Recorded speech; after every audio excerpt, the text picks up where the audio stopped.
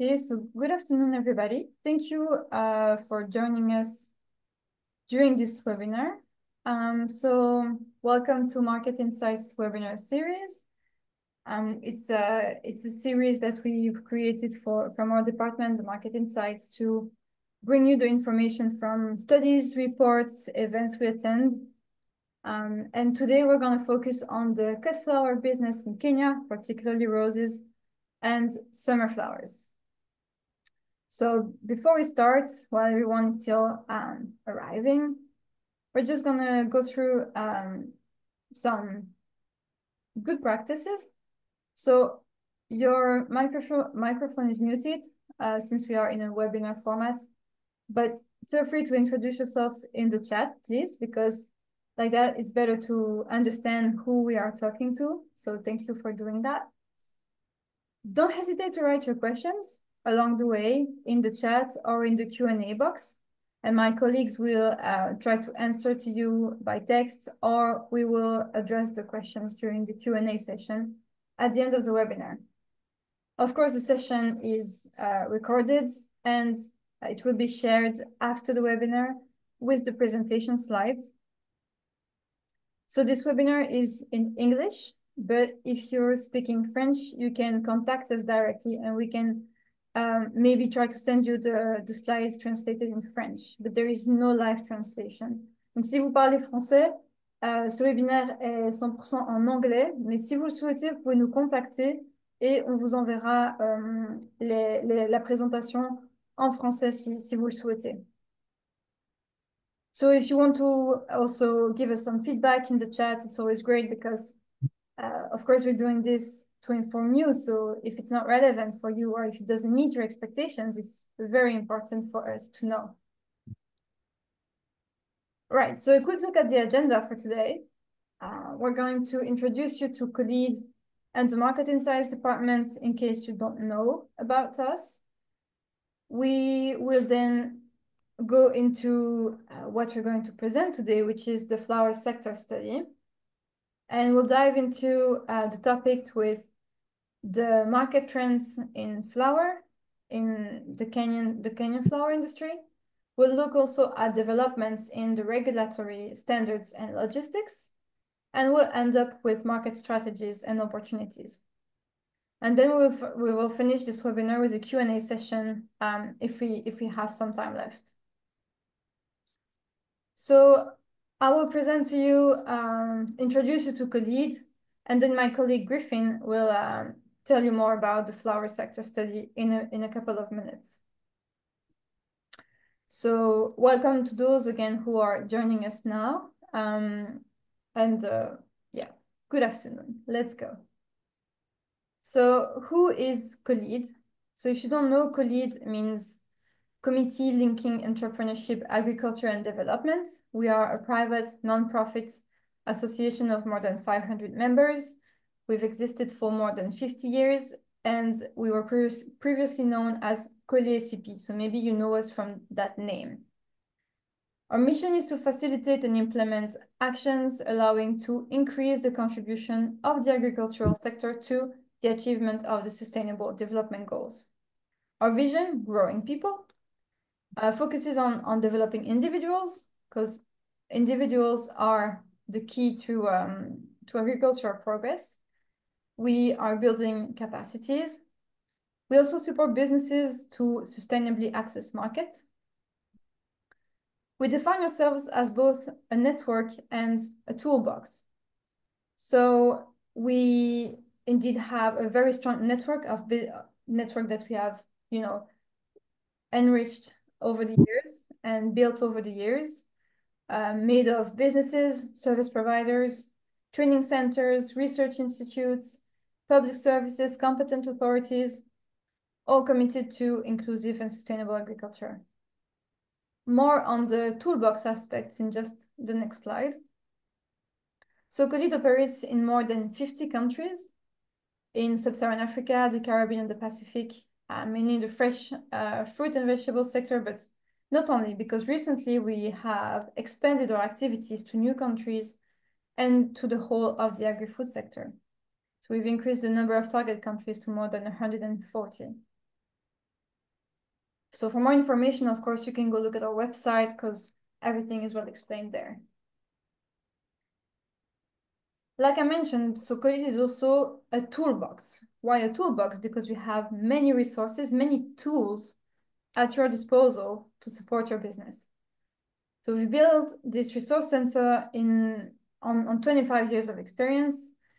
We have also our training management system that received the ISO certification, showing our commitment to skill development through education, learning, and research. So if you're interested in one of our trainings, you can find all of them in the training catalog. And that brings me to the first resource, which is the e-library, because the training catalog is available there, along with production guides, technical guides, training guides, market studies, and many, many relevant documents for your business. It also covers plant health, diseases, where you can find technical information. The e-learning, so the second resource is the e-learning. That's the platform for self-learning, where you can access self-learning courses on various themes, such as sustainable production, food safety, business development, etc. Then the analytics page, where you can find interactive dashboards showcasing data on agricultural production, global trade, EU interceptions. Then we have also a resource on regulations. So our new program, AgriInfo, provides regular updates on the changes in the EU regulation. So if you are exporting to the EU, this is a really good resource to have all the information you need for your sector. Then we have the self-assessment tool, which is a business management tool, the news and events that gives you the latest information, the COLEAD newsletter, for example, or the COLEAD newsletter, the various online events, webinars, etc. And also trade fairs that we attend, events that we attend, etc. And the final tool is, of course, our network that we use very often to be sure to provide the best service. All those resources are available from the COLEAD website. They're also mostly free. They're also all free, but some are reserved for members or beneficiaries. So just a final little section on COLEAD. So just to give you the holistic approach of COLEAD for implementing the programs, it is based around 3 pillars, which is facilitating market access, strengthening value chains, and leveraging impact. So the Market Insight department, where this webinar is coming from, we are under the first pillar, and to market access, we translate data into actionable insights through interactive dashboards, publication, but also news monitoring, business advisory, etc. Then we have the research and innovation brokerage department that supports market access with research into phytosanitary products, innovative production techniques, etc. And the regulation standards department that monitors changes in EU regulation, like mentioned before. The second pillar, which is value chain strengthening, focuses on building capacities through technical assistance and training, which is really the core activity of COLEAD. The third pillar, leveraging impact, emphasizes business success through webinars organized, for example, with collaboration with the PAFO, ICA, PIFON. It also involves participation research programs and also facilitating business growth through the access to finance department. So those pillars are supported by the digital tools and resources that are presented to you before. And that's also what makes it the toolbox that we are. So now I'm gonna give the floor to my colleague Griffin Kaiga, based in Nairobi in Kenya, that will give you an overview of the flower sector study. Thank you, Alex. Good afternoon, everyone. My name is Griffin, and I will be taking you through an overview of the flower study that was recently conducted. So we'll start by looking at the scope and objective. So the study the study for roses and summer flowers focused on different characteristics of both value chains and also the trend. So it noted the growing trend where the production of summer flowers is becoming of increasing importance compared to roses. So we'll be showcasing the characteristics and developments of both value chains, and also to provide important insights into the Kenyan flower sector and its development in the global context. So the goal of this study was to facilitate the decision of entrepreneurs in the Kenyan flower sector by providing them with all the necessary information, the technical aspects, and the market also, to enable them to seize the best opportunity and to deal with the current sector challenges. So we will start by looking at the key characteristics in the value chain of roses.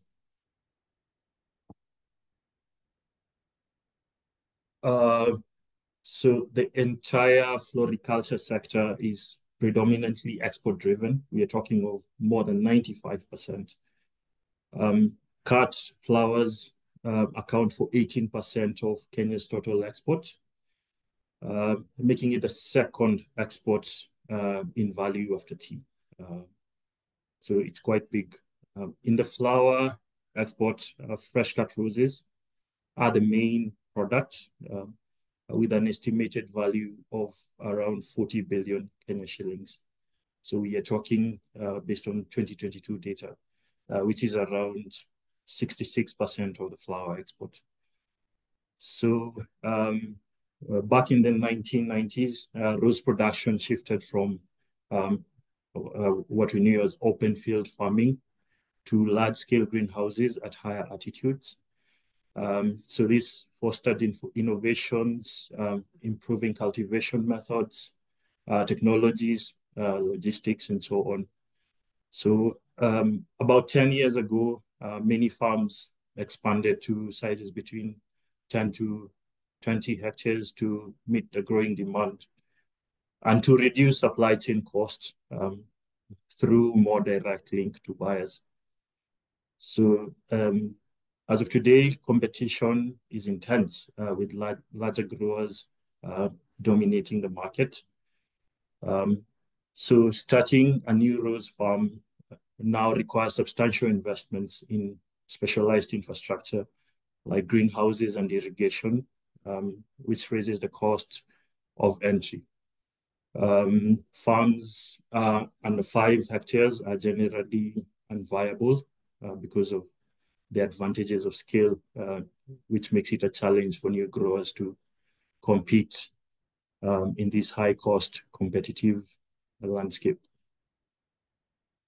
So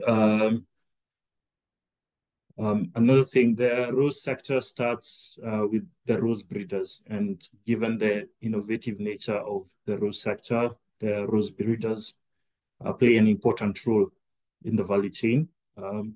They enhance Kenya's reputation as a top global exporter of roses by contributing to the country's ability to supply high-quality roses to the markets worldwide. So key focus points in their breeding programs are disease resistance, robust production, and transparency. So in more detail, the disease resistance is crucial to minimize the impact of common pathogens affecting cut flowers. Also reducing pesticides for environmental benefits, and also to align with industry trends towards sustainable practices. Another focus is on the robust production. So there's more focus on maximizing the yield to maintain profitability due to the pressure on the margins, especially from the retailers in the target markets. So on transportability, with a shift to sea freight and long transit time, as well as we'll see later in the presentation, cut flowers are required to have a longer shelf life to ensure that the roses are still of high quality when reaching the target market. So we'll look at the key characteristics of summer flowers. So at the moment, roses contribute to about 70% of flower production in Kenya, while outdoor flower growing, such as summer flower, contribute to about 30%. So in the next 5 to 10 years, it is expected that the division will be 50-50. So this indicates that summer flowers are becoming of increasing importance. The summer flower sector consists of a lot of varieties. We are talking of about 70 to 80% of summer flower types that are grown in Kenya. The large-scale growers are present in the summer flower sector also, as they often are rose growers. They're now diversifying into summer flower production. However, there's also space for smallholder farmers. So this typically focus on niche varieties, while the large growers focus on the main ones. So these niche types provide a good entry point for smallholder farmers into the flower sector, offering them a way to differentiate their products from large growers and to cater to the specific market demands. So given the open field nature of summer flower growing, lower investments are required to start a farm than for roses. So this offers a good entry point for smallholders into the sector. So we'll now look at the market trends. So it could be common knowledge that Kenya is the main supplier of cut roses to the European Union. And given that the main market for Kenyan fresh cut roses is still the European Union, competition in that market can be most impactful. So other main suppliers of cut roses to the European Union, for example, Ethiopia, Ecuador, Uganda, and Colombia. So both in terms of volume and value of roses that are supplied to the European Union, Kenya can be considered as the main supplier. So a quick look into the destination markets for the roses. So you could see that the Netherlands and Kenya remain important trading partners to each other for fresh cut roses, as we can see from the averages. The growth rate shows that the exported volume of Kenyan roses to the Netherlands between the periods of 2014 to 2023 just slightly decreased. The total exported volume of Kenyan roses to the world in the same period slightly increased by a growth rate of, we're talking of around 2%. So this implies that the market for roses is still growing. Another thing is on the direct exports to the Middle East and Central Asia. And from what we can see, they have increased. And the increase is specifically to countries like Kazakhstan and Saudi Arabia. Although specific reasons for this increase are not determined, but the potential reasons could be of growing middle class in these countries and the recognition of diversification in the Kenyan rose sector, potentially leading to the increase in awareness of the quality and the variety of Kenyan roses. So we look at the market trends. So over the past 5 years, demand has shifted from mono bouquets to mixed bouquets, which featuring both roses and summer flowers, mostly driven by the European Union and the UK markets. This means that rose growers expand their offering by include summer flowers in their product ranges. On the premium rose is another market trend. So there's a growing demand in the recent years for premium roses from Kenyan.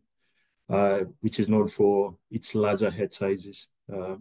So these high quality roses were traditionally produced in Ecuador and Colombia, and are typically not used in mixed bouquet. So this opens an opportunity to cultivate diverse rose varieties with unique characteristics. So including other types like the sweetheart and the spray roses, which have become increasingly important. So the third trend is on the market, which is that the market is currently saturated, and as we said before, competition in this sector has intensified and is dominated by larger growers, making it challenging for new growers to compete in this kind of high cost competitive landscape. So we'll also look at the summer flowers. So we have the common types that are grown in Kenya, which includes the Limonium, Salidago, Hypericum, Gypsophila, and Astroemeria. We can see that for all the flowers, but the Eryngium, there's a steep increase in hectareage of the certified production sites. So we look at the destination markets for Kenyan summer flowers. We can see that the main destination markets for summer flowers, just like roses, is the European Union, especially the Netherlands and the UK, as highlighted by the averages. So next to the increase in direct sales of Kenyan flowers to supermarkets in the European Union and the UK, there has been a significant growth in other international markets.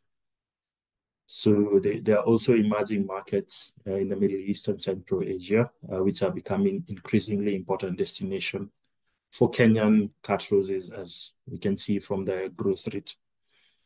And just to be clear, here we're talking about the kind suitable for bouquets and ornamental purposes. So excluding others like chrysanthemum, the lilies, and others like the gladioli and so on. So we'll move to the regulatory aspect of it and the logistics.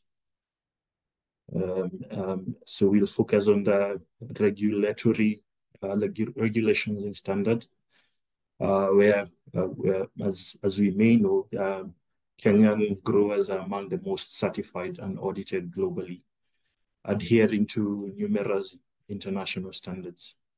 So the number of growers is stable, but the number of certification has increased. This increase can largely be attributed to the expansion of existing growers, setting up new locations at different altitudes to offer a broader range of flowers, or diversifying into other types of summer flowers. So we have some key standards that are used as benchmark standards.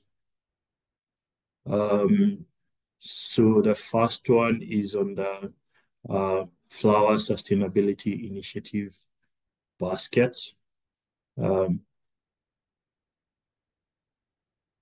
It's the second one. Yeah.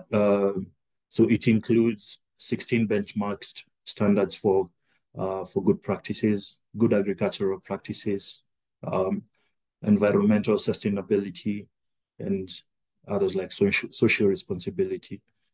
So the growers pick the standards to comply with based on their target markets. So for example, in Royal Floral Holland, wants to source flowers that are fully FSI compliant. That's as of 1st of January 2026. So that's to demonstrate again the importance of the benefits of FSI basket of standards. Another thing is on the KFC standards, which is called the Flowers and Ornamental Sustainability Standard, FOSS. Yeah.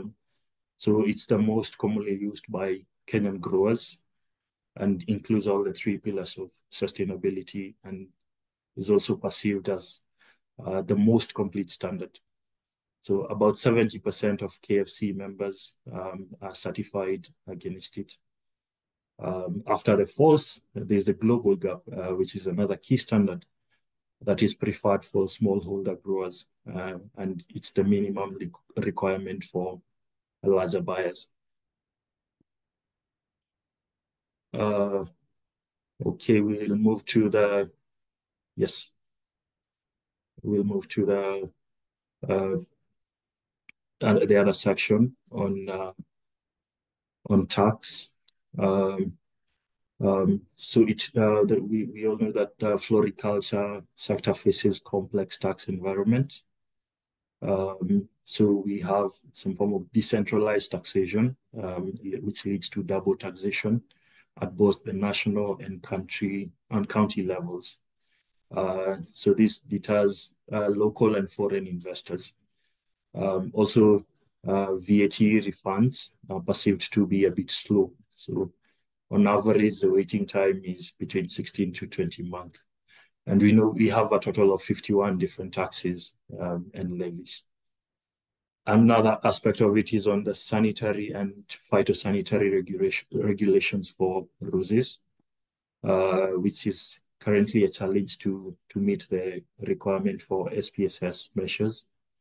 So in the last 10 years, the number of interceptions at the European Union border for Kenyan roses has increased, mainly due to the classification of false coding moth as a quarantine pest in 2017.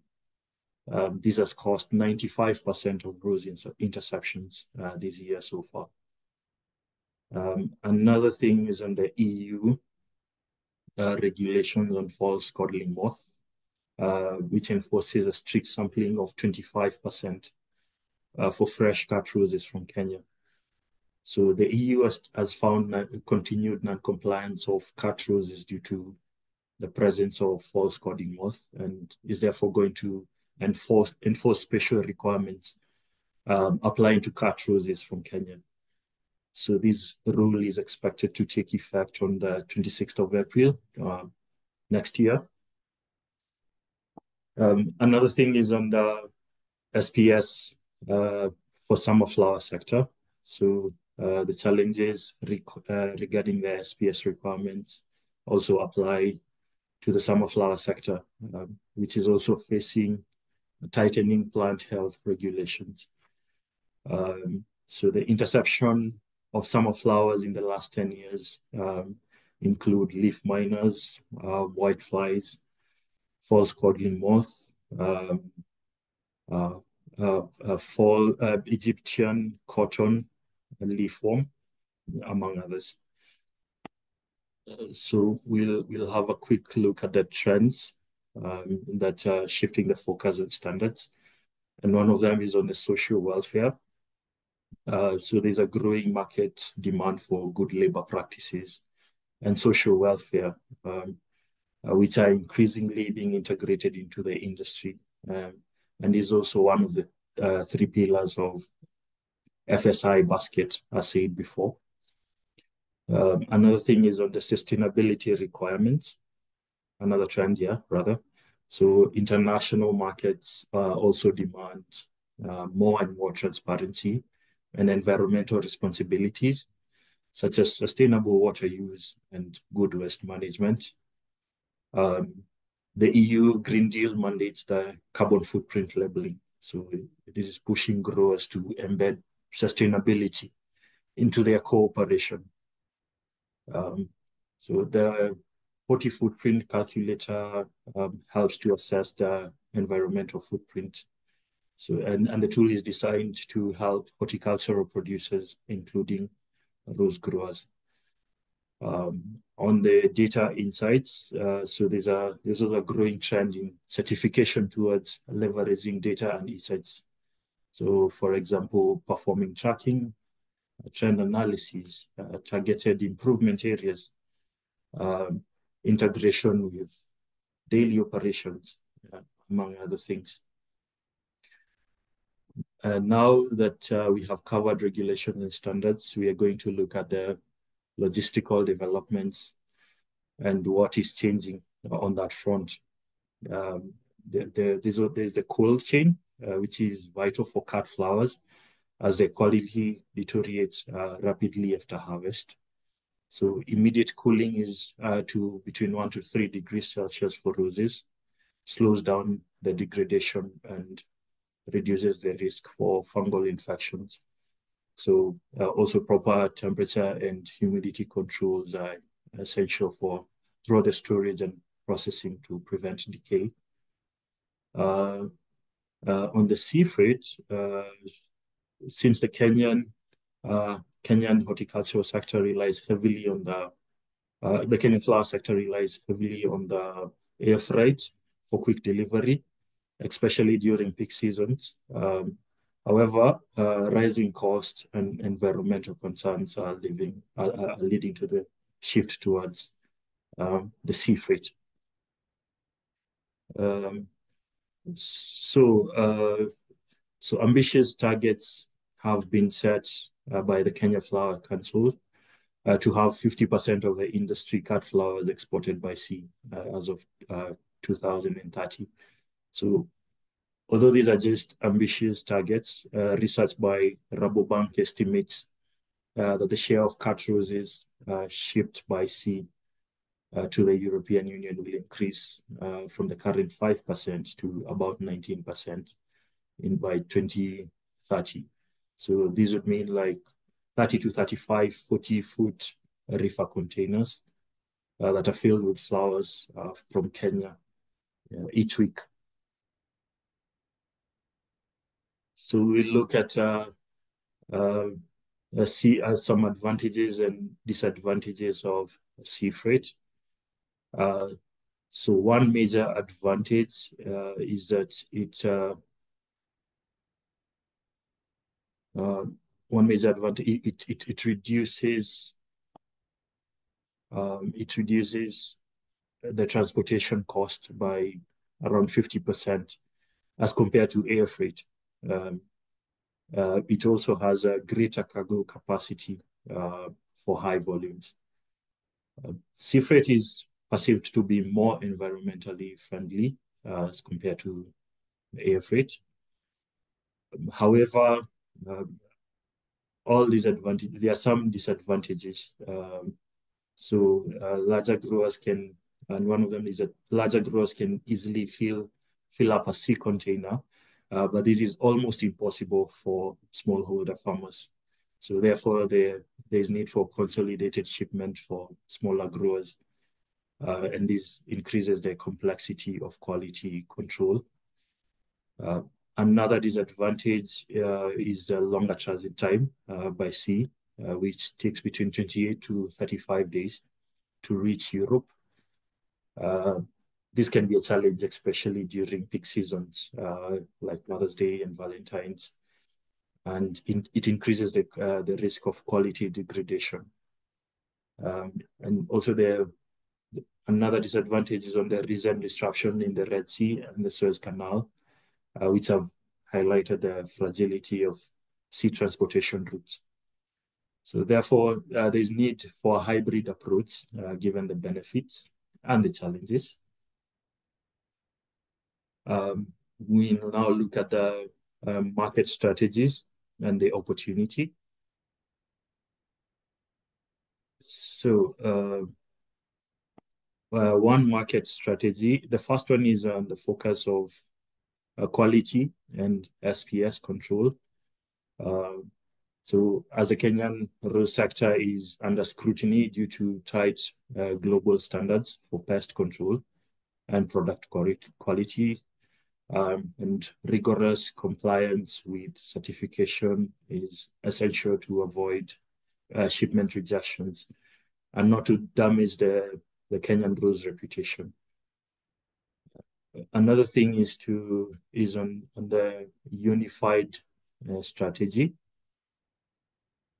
The key is to promote Kenya as a unified brand, and also to leverage on the competitive advantage, which are, for example, the year-round production, the skilled labor, and also the efficient logistics.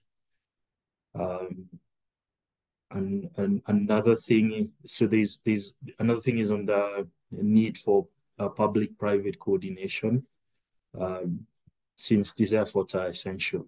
So exporters identify market opportunities while the government supports the trade by creating a better business climate. So key initiatives from the public sector include implementing competitive tax policies, advocating for reduced import duties, and investing in promotional activities. Another strategy is on market segmentation. So it's crucial to understand market preferences. So wholesalers prefer larger heads and longer stems, and the retailers favor smaller heads and shorter stems. Another strategy is on the packaging at source for value addition. So we need to expand our packing at source solution. We also need to develop seasonal bouquet designs, among other things. So let us look at the main opportunity for roses, and one of them is market expansion. So that means looking beyond the traditional market of the European Union and the UK. As you've seen, there's a growing demand in the Middle East and Central Asia. Another opportunity is on the direct trade with retailers, which is an opportunity to deal better with the dominant role of retailers, particularly in the European Union and the UK, and also to try and streamline supply chains to reduce the cost and improve the time to market. On the hybrid logistics, of course, sea is the best option due to the lower transportation cost, advancement in sea freight technologies, and so on. But there's need to find a balance between the sea and air freight to reduce carbon footprint and to also mitigate the route disruption risk. Another main opportunity is to focus on research and innovations, things like climate smart agriculture, advanced pest management, post-harvest technologies, among other things. So we look at the main opportunity for summer flowers. So the niche types, the niche summer flower types provide a good entry point for smallholder farmers into the flower sector in order to differentiate themselves. So there's a shift. There's an increased demand. There's a shift from mono bouquets to mixed bouquet, which increases the demand for summer flowers.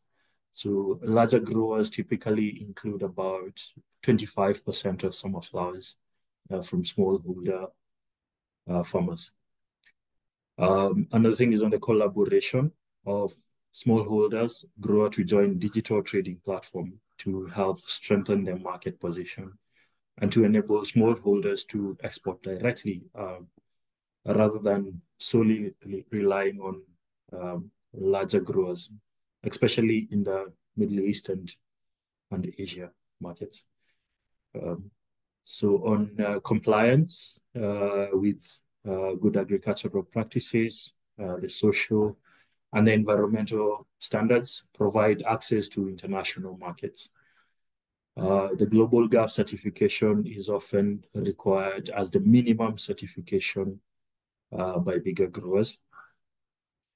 So on sustainability, given the increased demand in destination markets for transparency and environmental responsibilities, growers should adopt more sustainable practices.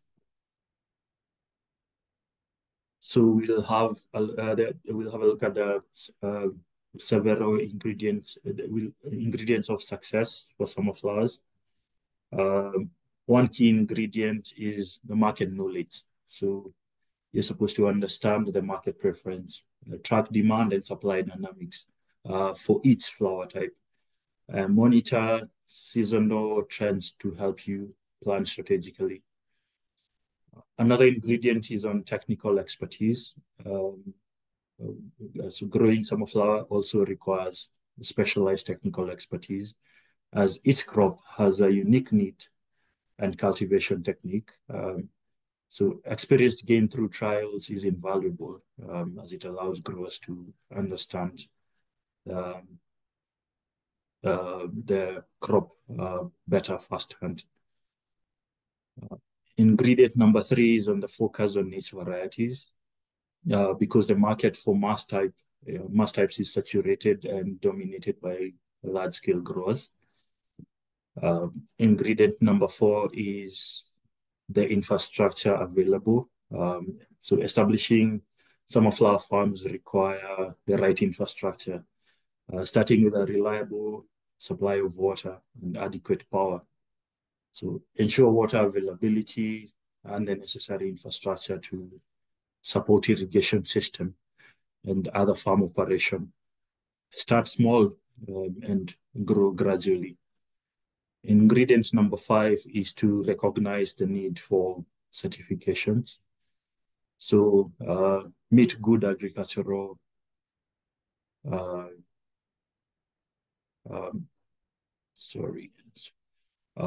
So yeah, meet good agricultural practices, social welfare, environmental responsibility, and so on and so forth. So thank you. I'll now pass the floor to my colleague Alexander to talk about the upcoming webinars. All right. Thank you, Griffin, for this very interesting and very dense presentation. I hope it could bring some new information, some light on some of issues or questions you might have.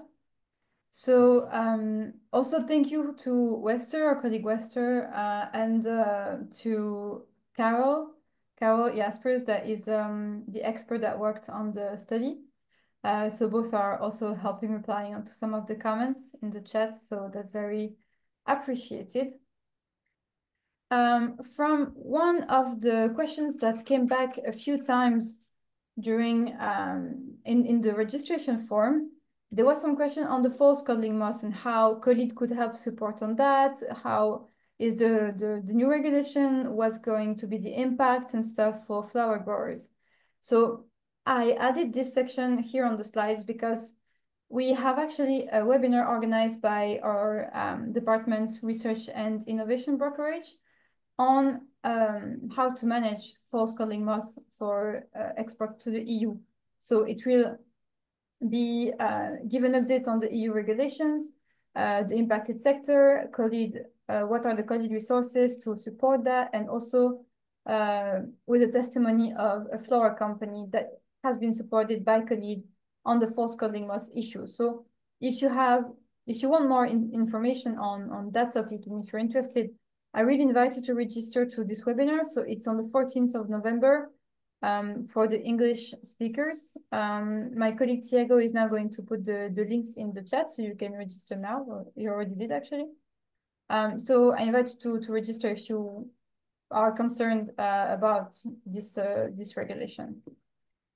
We also have another webinar from this Market Insights webinar series that will give you all the insight that we found this year from international trade fairs in 2024. So you will have also the links to that in the presentation when we send the presentation, the recording today. Right, so let's, we have a couple of minutes for Q&A, so we already passed the time, but we can take a couple of minutes if you want to stay. So we've seen different questions that some of them have been replied already in the chat. But for everybody, so we had a question from Calvin Emada asking if the 66% that we say at the beginning that roses are actually 66% of the flower exports, if it includes all types of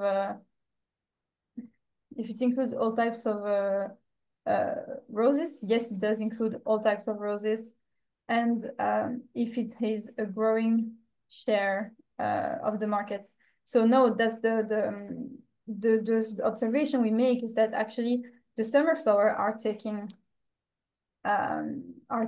more market share because people want them more in mixed bouquets. So you have a little less share for roses and a little bit more growing for summer flowers. So that's something that we could observe. We had another questions from Peter Kenyan. I'm sorry if I pronounced your name incorrectly. Wester also answered in the chat about the use of neonicotinoid in pest control and cut flowers. So indeed, like Wester said, we try as a COLEAD to assist growers to meet the requirements when they changes in the markets. So don't hesitate to contact us if you have very specific, if you need very specific support on this kind of things. So we also had questions on the FCM, but I already mentioned about the webinar. So if you have other specific questions, feel free to drop them in the chat.